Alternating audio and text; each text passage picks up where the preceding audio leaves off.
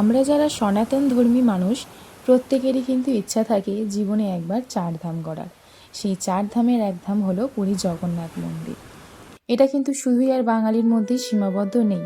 বহু দেশ বিদেশের মানুষ আসে ভগবান জগন্নাথকে একবার চোখের দেখা দেখতে। চলুন আমি আপনাদের সাথে এই ভিডিওতে শেয়ার করব আপনি কিভাবে পুরীতে যাবেন, কোথায় রুম নেবেন, মন্দিরের সময়সূচি ও আরও 3টে নতুন জায়গার সন্ধান। ভিডিওটি স্কিপ না করে অবশ্যই শেষ পর্যন্ত দেখুন। হাওড়া শিয়ালদা থেকে পুরীতে যেসব ট্রেন যায় সেগুলি বছরের সবসময় বুকিং থাকে, কিন্তু আমাদের প্ল্যানটা ছিল একদমই সাডেন। তাই আমরা হাওড়া বা শিয়ালদা থেকে কোনো ট্রেন পাইনি।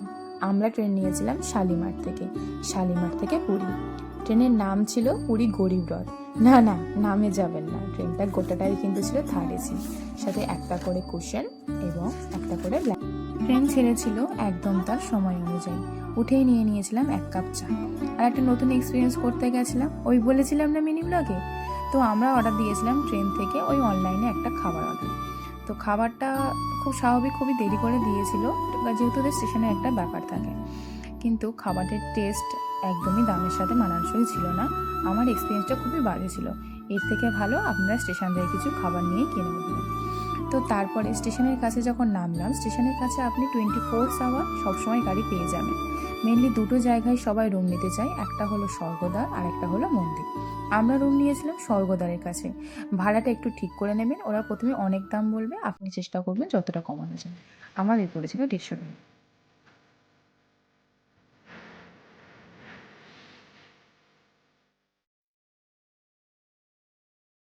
যেহেতু এটা গোটাটাই ছিল সাডেন প্ল্যান, তাই আমাদের কিন্তু হোটেল বুকিং ছিল না।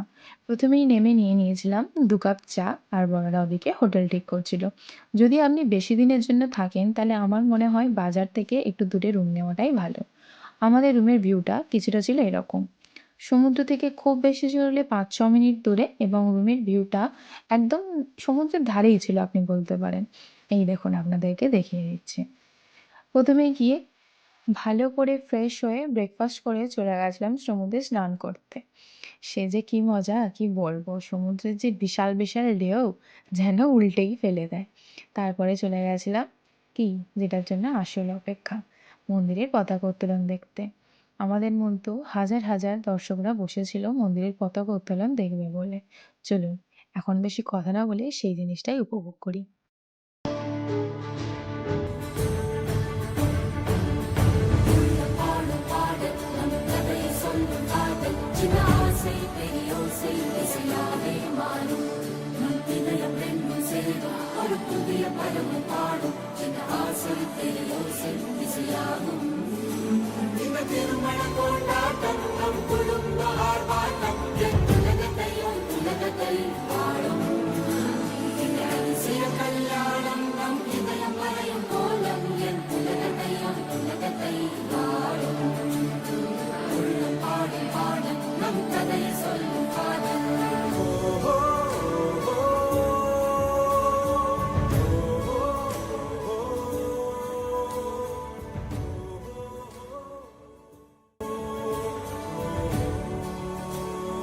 এবার কিছু ডিটেলস শেয়ার করি। পতাকা উত্তোলনের সময় কিন্তু সবসময় একই হয় না, এটা একটা তিথি দেখে হয়।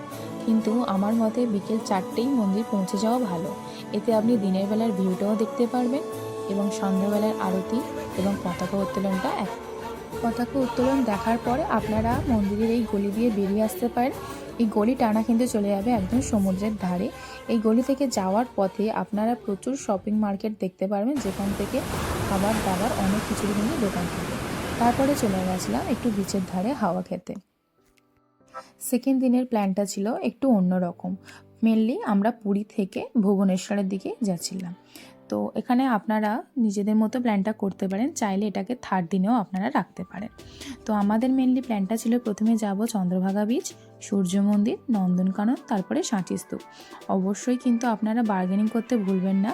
পুরীর আশেপাশে এরকম অনেক ট্রাভেল এজেন্সি বা ট্যুর গাইড আপনি পেয়ে যাবেন, যারা এরকম গাড়ি করে আপনার আশেপাশটা ঘুরে দেখাবে। তো অবশ্যই এটা কিন্তু বার্গেনিং করতে ভুলবেন না। আর আমার টিপস অনুযায়ী যদি আপনারা মনে করেন পুরী থেকে যদি আপনারা প্রথমে যান চন্দ্রভাগা বিচ এবং তারপরে কোনার্ক, তারপরে নন্দনকানন, এবার নন্দনকাননে গিয়ে যেহেতু অনেকটা সময়ের ব্যাপার, তো প্রথমে কোনাক বা শান্তিস্তূপ এগুলোতে সময়টা একটু কম দিলেও আমার মনে হয় টাইমটা অনেকটা বেশি দেওয়া যাবে নন্দনকাননে, যেহেতু নন্দনকানন অনেকটা বড় জায়গা। চন্দ্রভাগা বীচ ঘোরার পরে আমরা চলে গেছিলাম কোনারকের সূর্য মন্দিরে। কোনারকের সূর্য মন্দির এবং জগন্নাথ মন্দির আসলে দুটো কিন্তু একই ধাঁচে তৈরি, আর এই স্ট্রাকচারটাই দেওয়া হয়েছে পুরীর রথকে। পুরীর রথও কিন্তু দেখতে এই রকমই। আর কোনারকের সূর্য মন্দির গেলে আপনারা দেখতে পারবেন সেখানে প্রচুর বড় বড় রথের মতো স্তম্ভ করা রয়েছে। তারপরে চলে গেছিলাম সাঁচিস্তূপ, যেটা তৈরি করেছিলেন সম্রাট অশোক। সম্রাট অশোক যখন চণ্ডাশোক থেকে ধর্মাশোকে পরিণত হয়, তারই এক নিদর্শন রূপে তিনি রেখে যেতে চেয়েছিলেন এক স্মৃতি, এবং সেটা হলো সাঁচিস্তূপ। সাঁচিস্তূপ থেকে বেরিয়ে প্রায় 1 ঘন্টা দূরে আমরা চলে গেছিলাম নন্দনকাননে। নন্দনকাননের গেট ক্লোজের টাইম কিন্তু 5:30। শীতকাল যেহেতু এখন, তাই শীতকালে না সন্ধ্যাটা আরও তাড়াতাড়ি নেমে যায়, তাই আমরা অনেক জিনিসই মিস করে গেছিলাম। আপনারা চাইলে এরকম কেবল কার ভাড়া করতে পারেন। আমরা ছিলাম 6 জন এবং আমাদের 800 টাকার মতো ভাড়া পড়েছিল। কিছু কিছু গেট যেহেতু বন্ধ হয়ে গেছিলো, তাই সেইগুলো আমাদের সাথে আর শেয়ার করতে পারলাম না। অনেকদিন পরে চিড়িয়াখানাতে গিয়ে সেই ছোটোবেলার কথাগুলো না খুব মনে পড়ছিল। যখন আমাদের ওই স্কুল থেকে নিয়ে যেত চিড়িয়াখানায় ঘুরতে, তখন এইরকম বড় বড় বাঘ, এরকম জলহস্তী, হরিণ এসব দেখতাম। তো অনেক দিন পরে নন্দনকাননে গিয়ে বড় একটা বাঘ দেখে সত্যিই আমাদের খুব ভালো লেগেছিল। সারা দিন অনেক ঘোরাঘুরি করার পরে সবাই প্রচণ্ড টায়ার্ড হয়ে গেছিলাম, যেহেতু এটা একটা গোটা দিনের জার্নি। তো তারপরে চলে গেছিলাম হোটেল ফেরার উদ্দেশ্যে। যেতে যেতে নিয়েছিলাম 1 কাপ চা। চাটা না সত্যিই খেতে ভালো ছিল, জানি না কেন, হয়তো ওই দিনটা খুবই ক্লান্ত ছিলাম তাই, কিন্তু না সত্যিই চাটা খুব ভালো ছিল। তারপরে চলে গেছিলাম একটু বিচের ধারে ওই মার্কেটগুলোকে দেখতে। মার্কেট থেকে টুকটাক কেনাকাটা করেছিলাম এবং তারপরে ফিরে এসেছিলাম হোটেলে, যেহেতু আমাদের নেক্সট দিনও বেরোনো ছিল মন্দিরের উদ্দেশ্যে। এবং মন্দিরে আমরা খুব সকাল সকালই যাওয়ার প্ল্যান ছিল, ওই ভোরের দিকে, তাই তাড়াতাড়ি চলে গেছিলাম। প্রথমেই আপনাদের সাথে মন্দিরের টাইমিংগুলো একটু শেয়ার করে দিই। সকাল 6টা থেকে 8টা সবথেকে বেস্ট টাইম, আপনারা এই সময়টা কিন্তু যাওয়ার চেষ্টা করবেন। তারপরে 8টা থেকে 11টা অবধি মন্দির বন্ধ থাকে। না, মন্দির বন্ধ থাকলে বললে একটু ভুল হবে, আপনি এই সময় জগন্নাথ দর্শন করতে কিন্তু পারবেন না, আবার মন্দির খুলে দেওয়া হয় তারপরে। মেনলি এই মন্দিরে কিন্তু 4টে দরজা, এবং 4টে দরজারই কিন্তু মানে আলাদা আলাদা।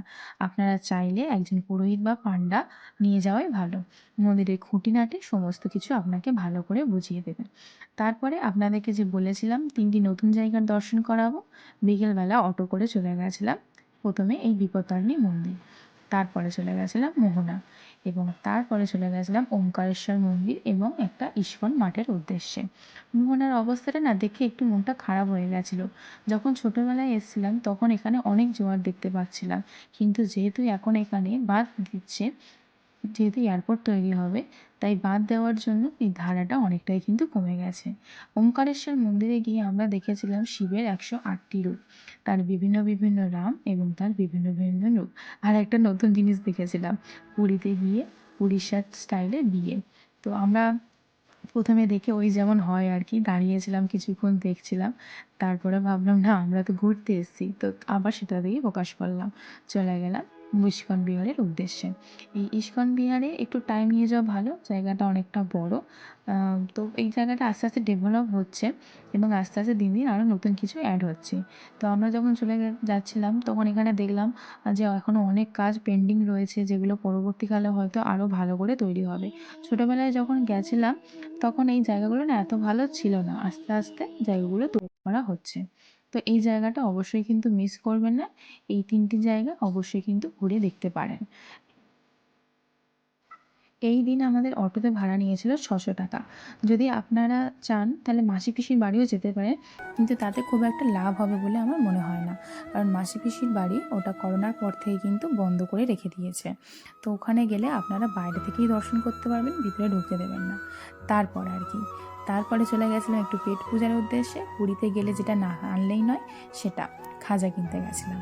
খাজা দোকানে গিয়ে না এই প্রাণীটিকে দেখে মনটা একটু খারাপই হয়ে গেছিলো। তারপরে চলে গেছিলাম একটু সমুদ্রের ধারে ঘুরতে। যেহেতু আজকে লাস্ট দিন, কালকে সকালেই বেরিয়ে যাব, তাই আজকের মন্দিরটা ঘোরার পরে চলে গেছিলাম একটু সমুদ্রের ধারে হাওয়া খেতে। সমুদ্রের ধারে গিয়ে কিছুক্ষণ একটু ঘোরাঘুরি করলাম। ঘুরে ঘুরে করার পরে তারপরে চলে গেলাম হোটেলের উদ্দেশ্যে। পরের দিন একদম সকাল 5:40 ছিল আমাদের ট্রেন। তো যেহেতু অনেক আগেই উঠতে হতো, তাই তাড়াতাড়ি হোটেল থেকে চেক আউট করে বেরিয়ে পড়লাম ট্রেনের উদ্দেশ্যে। আমরা এসেছিলাম শতাব্দী এক্সপ্রেসে। আপনারা চাইলে বন্দে ভারতে করেও আসতে পারেন, এছাড়াও অনেক ট্রেন থাকে।